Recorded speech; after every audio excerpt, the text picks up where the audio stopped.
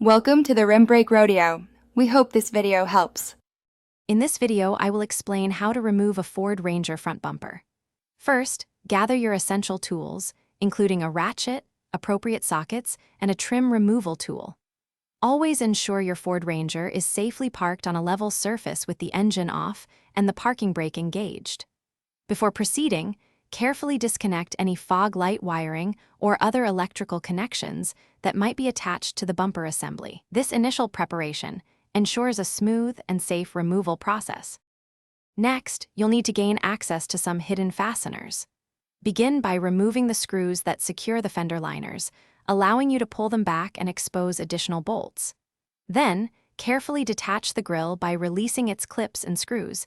This often reveals more mounting points. Finally, locate and remove any bolts that connect the bumper directly to the fender, usually found near the wheel wells.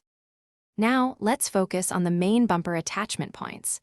Get underneath the vehicle and identify the large main bumper mounting bolts, typically 4 to 6 of them. Loosen these bolts, but do not remove them completely yet.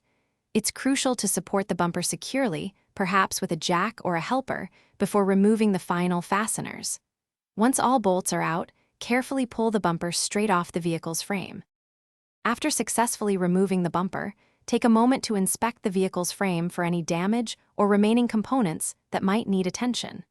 Store the bumper safely in a clean, dry area to prevent any scratches or dents, especially if you plan to reinstall it later. Remember to check the description for a link to the new Kindle Paperwhite and other great deals.